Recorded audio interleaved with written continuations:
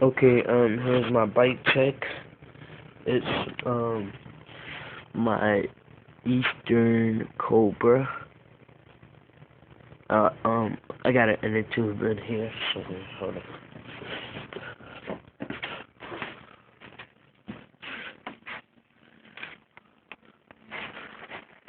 Right here. It's on the side. So, yeah. That's my fault. Alright, I'll give that. So yeah, so I have to take my back wheel off and then, put that in the tube on, but I'm not gonna do that now. But,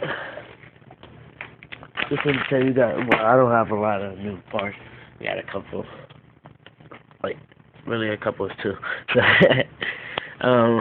like, to start out with, I will show you, I have some ODI long neck grips, ODI bars in red grips, black bars.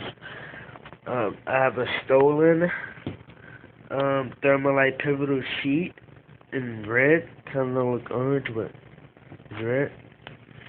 Yeah, this sheet, it holds in a lot, but, uh, um, I got the Easter front wheel,